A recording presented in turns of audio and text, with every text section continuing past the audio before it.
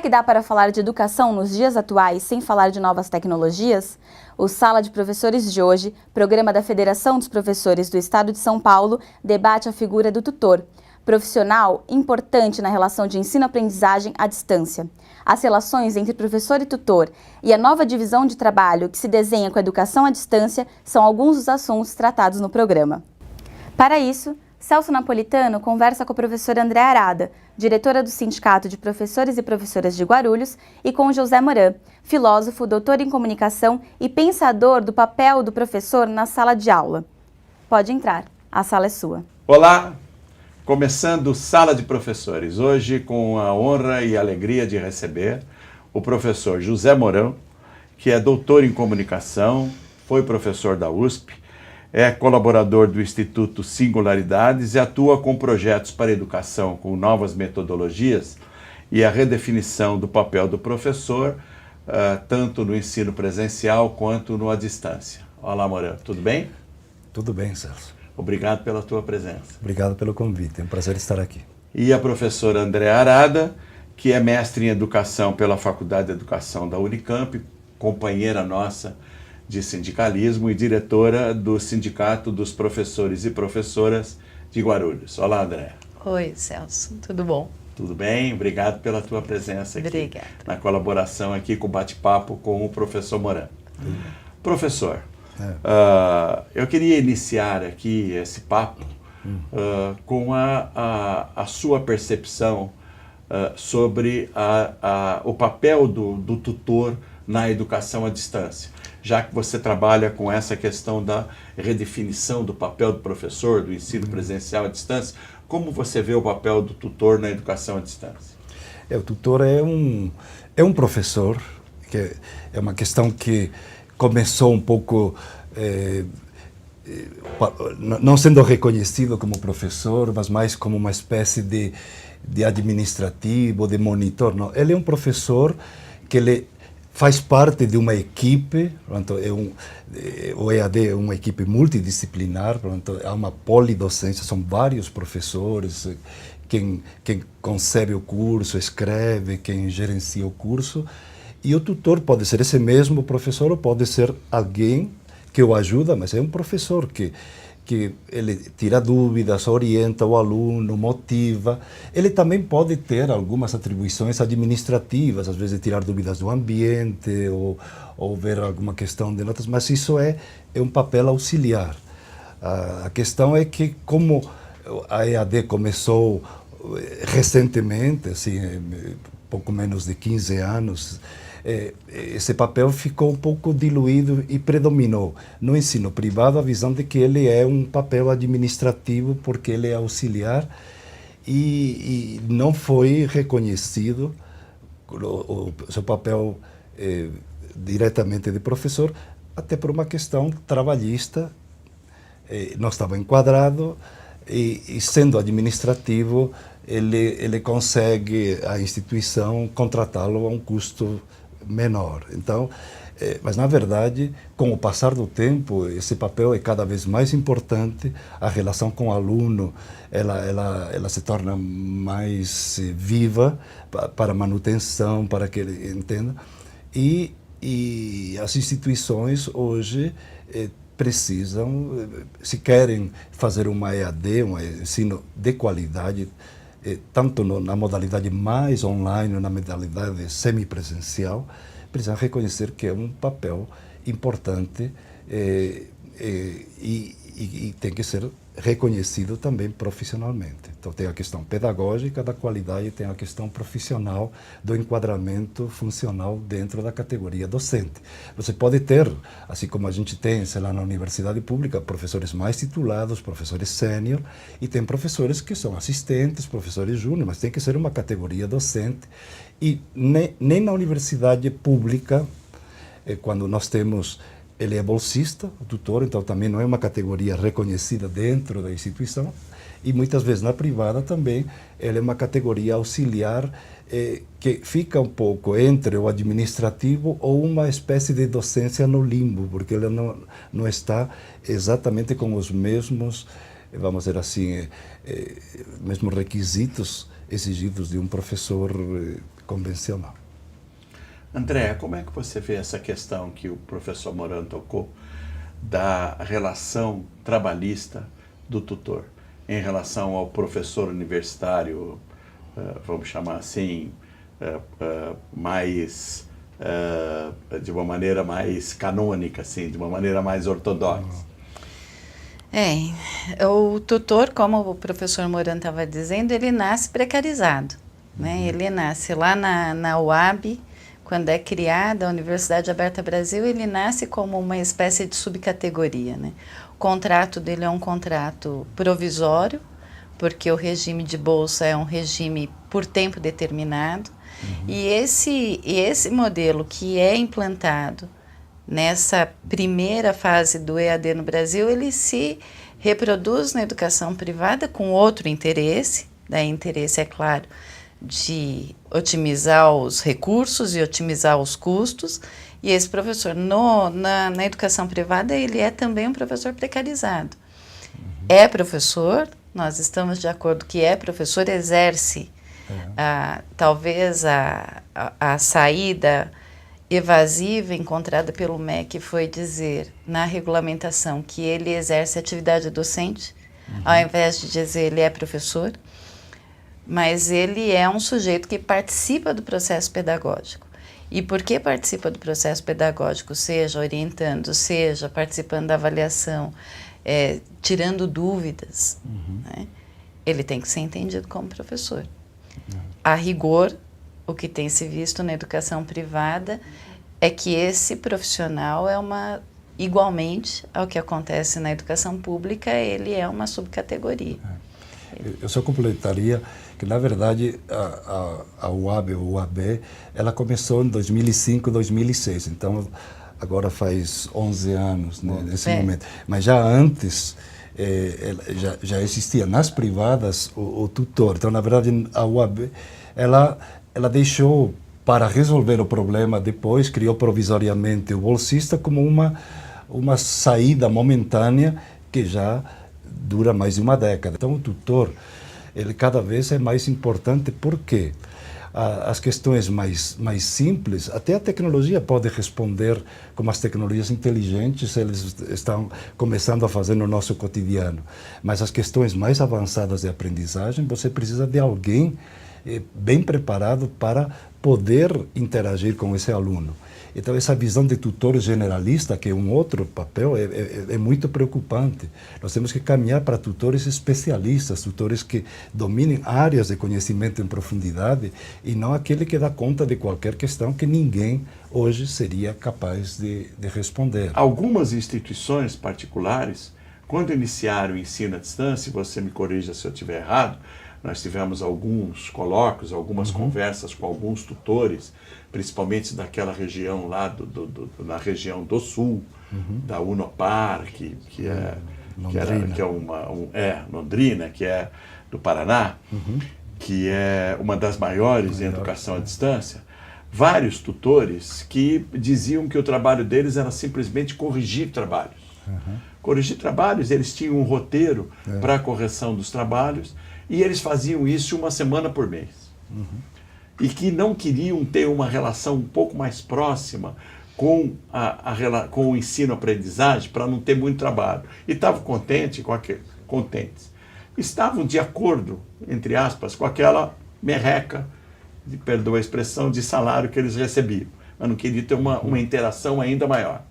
Ao mesmo tempo, você tem o outro tutor que, além de fazer a interação online, ele faz uma interação presencial nos polos. Né? Bom, como conviver com essa questão toda? Quer dizer, a tua sugestão é colocar o tutor na carreira do professor. Talvez como um professor assistente, um professor júnior, etc., mas sem a necessidade da qualificação do professor universitário. Quer dizer, na tua opinião, haveria necessidade também de ele ter uma qualificação como especialista, uma qualificação, uma habilitação como especialista ou com pós-graduação, ou bastaria que ele tivesse graduação numa determinada área do conhecimento e tivesse um domínio sobre aquela área? Não, quando eu falei dentro da carreira, de ser uma carreira, que você tem tutores que podem estar numa fase inicial da carreira, assim como você tem professores que já estão mais avançados e são professores sêniores. Eu digo, dentro da categoria docente, você tem tutores que estão numa fase inicial, mas não significa que baste uma graduação. O domínio da complexidade do online, você tem que dominar uma área de conhecimento como qualquer professor e dominar toda essa relação de mediação com os alunos. E quanto mais você o qualifica, mais é melhor para o programa e para os alunos, na medida que ele pode responder a situações mais complexas. Nós estamos, tanto no presencial como na distância, mudando da ideia de centrar em conteúdos para trabalhar com aprendizagem ativa, ou seja, que o aluno se envolva mais, que o aluno desenvolva situações concretas e não somente aprender através de conteúdos. Então, o papel dele não é somente tirar uma dúvida teórica, mas situações práticas, então que o aluno aprenda fazendo, aprenda também em grupo. E por isso você precisa de pessoas bem preparadas. Então, eu não quis dizer que baste uma qualificação básica para ser um tutor inicial. Tem que ser uma formação avançada, só que ele pode ter uma experiência ainda inicial como professor, mas se você quer ter uma formação do aluno de qualidade, você precisa de orientadores de aprendizagem mais focados em algumas áreas, que não dominem tantas áreas que isso ninguém consegue, uma qualificação boa nessa área, você quer ser um especialista nessa área, portanto, tem que ter no mínimo uma pós-graduação, tem que ter domínio também das metodologias, tem domínio um pouco dos recursos, então significa uma qualificação bastante ampla, então isso tem que ter um reconhecimento profissional. Então, para o bem das instituições, quanto melhor qualifiquem e remunerem esse docente, melhores alunos eles terão e melhor desempenharão esse papel. Hoje estamos extremamente precarizados no modelo pedagógico, na contratação, na qualificação. É tudo isso que temos que rever, não é somente o tutor, é um pouco da concepção de educação que há na EAD, mas também no presencial. E à medida que nós temos o blend, o semipresencial, o híbrido, essa questão se coloca novamente. Como trabalhar isso de uma forma que faça sentido para a instituição do ponto de vista econômico, mas para o aluno do ponto de vista pedagógico e para o profissional do ponto de vista dele ter uma boa formação, qualificação e um bom salário e uma boa carreira. Bom, eu estou de acordo com o professor Moran. Nós temos debatido isso e há muito tempo a gente tem patinado um pouco na posição assumida, sobretudo, pelas entidades mantenedoras que, por interesses muito mais econômicos do que pedagógicos, educacionais, eles pretendem que o tutor seja alguém do campo administrativo. Né? Me agrada muito saber que a gente compartilha da opinião de que o tutor é um professor. E que se defina as funções que esse professor, que esse novo professor para esta nova modalidade de educação tenha, mas que ele não seja um instrumento a mais de precarização do trabalho docente.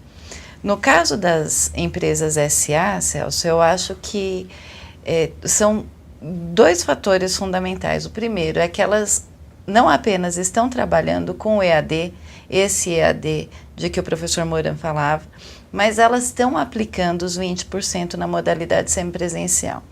Então, essa complexidade que já está no tutor, quando você transfere para SA, você tem duas categorias, mesmo entre os tutores diferentes, porque há o tutor do EAD e há o tutor do semipresencial. Esse tutor do semipresencial, muitas vezes ele acumula função, ele dá aula no presencial e exerce também atividade de tutoria. E no exercício da atividade de tutoria, ele experimenta esta precarização, esta intensificação. Né? Ele não tem regulamentado qual é o número de alunos que ele vai atender com muita clareza, muito embora às vezes ele consiga fazer coincidir a turma da aula com a turma que ele vai orientar online. Então, nestas instituições, a gente já tem entre os tutores mais categorias além do tutor presencial e do tutor à distância. As empresas de capital aberto, essa modalidade assustadora que tem aparecido, essas grandes empresas, elas têm visto nisso, na minha opinião, um recurso a mais de aumentar sua capacidade de lucro.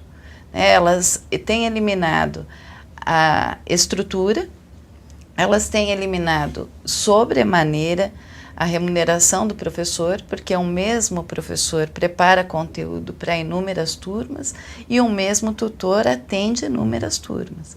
Então, o uso do recurso do EAD nas instituições privadas, sobretudo nos grandes grupos, nestes grupos que surgiram mais recentemente, tem sido com essa tônica, a tônica do aumento da lucratividade. E do ponto de vista educacional, muito mais para atender a uma demanda que, assim, existe uma camada da população que precisa de formação superior, então a gente exige pouco e certifica em massa. Né? Eu concordo, assim, quase tudo com você, mas eu colocaria algumas nuances nisso. Primeiro, por ser capital aberto, não todas fazem a mesma coisa. Há algumas que precarizaram, mas há outras que são de capital aberto e que eles têm um cuidado um pouquinho maior nesta relação, porque eles têm uma visão mais de médio prazo e eles estão investindo um papel de tutor um pouquinho mais avançado, mas ainda estão... Eu diferenciaria dois assim, modelos dentro do SA. Um pouco mais assim... Que está mais imediato e precarizou e coloca muitos alunos por cada tutor, e realmente é um modelo que creio que não é legal, mas há outros que estão tentando fazer modelos de educação à distância em que o papel do tutor seja mais valorizado, porque ele vai ser o papel do professor daqui para frente, até no presencial. O professor vai ser um tutor, mas um tutor qualificado, porque o conteúdo você acha fora da sala de aula, fora de qualquer espaço. Ele vai ter que trabalhar em cima da orientação do projeto de vida do aluno, do projeto profissional, de aprendizagem em contextos reais. É um outro modelo de educação que nós temos que criar no presencial, no chamado semipresencial e no EAD. Então, esse modelo, alguns grupos estão atentos a querer buscar. A maioria ainda está tentando só atender assim, é uma demanda, então vamos atender. O EAD ainda é mais barato, então vamos fazer um produtinho mais simples. É uma visão extremamente de curto prazo, é um tiro no pé das instituições, é um crime que fazemos com o aluno, criando um EAD muito simplório, para desafios complexos em um mundo que muda e que precisa você aprender a mudar, a qualificar-se permanentemente, desenvolver autonomia, saber aprender em grupo. Isso exige profissões de alta complexidade e precisa de mediadores de alta complexidade, sejam professores no sentido tradicional que nós tínhamos, como aqueles que auxiliam como professores nesse trabalho que nós chamamos de tutores. Então, vocês veem, há hoje instituições, mesmo no capital aberto, que tem uma visão um pouquinho mais ampla, estão preparando no presencial e no EAD para não precarizar tanto, e há outros que ainda estão dizendo, há mercado, ok, vamos aumentar a lucratividade e criamos um modelo básico de produto igual para todos com um atendimento igual. É uma visão extremamente limitada de curto prazo e educação e inversão de longo prazo. Alguns destes grupos grandes, daqui a alguns anos, não terão esse poder que hoje têm, se não mudarem radicalmente o seu projeto, tanto pedagógico, como a valorização do professor e do tutor, neste caso específico que nós estamos trabalhando. Então, nesse teu trabalho também de redefinição de papel do professor, você está propondo aí um novo modelo de educação. Sim. Um novo modelo de educação onde haverá uma coexistência entre o ensino presencial e o ensino à distância. Há alguns conteúdos que o aluno vai buscar à distância, aonde estiver, que hoje há a possibilidade de você entrar em qualquer biblioteca de qualquer universidade do mundo para fazer pesquisa, etc. E aí você vê o professor, sim, o professor universitário como um mediador. Aí vamos mudar a palavra. Aí você não vai ter mais professor, orientador, tutor. Você vai ter um mediador, pelo que eu entendi. Se não for, você É o me corrige. tutor no sentido amplo. No sentido amplo. O mediador que vai estabelecer a mediação entre o conhecimento global, universal, e aquilo que interessa em termos de vida profissional e capacitação do aluno. É isso, é uma nova definição do papel do professor.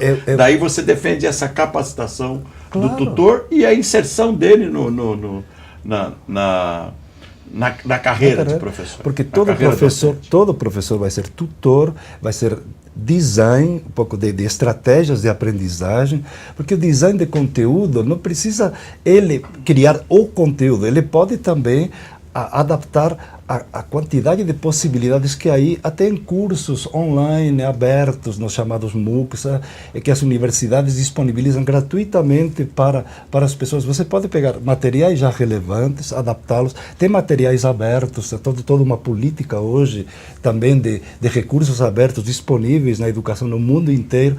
E aí precisa transformar isso em papel de orientar o aluno, dizer, isto aqui, o que faz sentido para você, para a tua realidade, preparar para o teu futuro. Então você precisa de pessoas realmente de grande visão e não nivelar por baixo. O que nós estamos fazendo é dizer, olha, EAD basta qualquer coisa, EAD basta qualquer produto, EAD basta qualquer profissional. Isso é uma idiotice, até do ponto de vista mercadológico. Então, esses grupos grandes estão aproveitando um momento em que há uma demanda, em que realmente muita gente procura a primeira qualificação, oferecem assim um diploma. Tem muito aluno que pensa que qualquer diploma serve para a vida toda, isso não é verdade. O diploma serve para um primeiro momento, mas depois, se você não tiver competência profissional, não tiver competência de lidar, você vai ficar desempregado com esses mais de 11, 12 milhões que nós temos atualmente. Então o problema não é ser EAD ou presencial, é ter realmente projetos importantes, professores qualificados, uma estrutura de apoio para o aluno, aí você realmente terá esse resultado. Então, a visão do tutor, querendo desqualificá-lo como docente, querendo prepará-lo assim com poucos recursos e colocando, às vezes, quase 1000 alunos por tutor, como alguns estão fazendo, é realmente de uma falta de visão, é uma visão só financeira de alguns grupos, mas felizmente não são a maioria, e há grupos também que têm essa visão, estão buscando lucro, estão buscando também trazer retorno aos acionistas, mas que têm uma visão mais de médio prazo e estão querendo mudar o EAD e o presencial dentro desta visão de focar o professor como orientador também, e não somente como alguém que transmite informações. Muito importante essa visão. Andréia, um papo final sobre essa questão.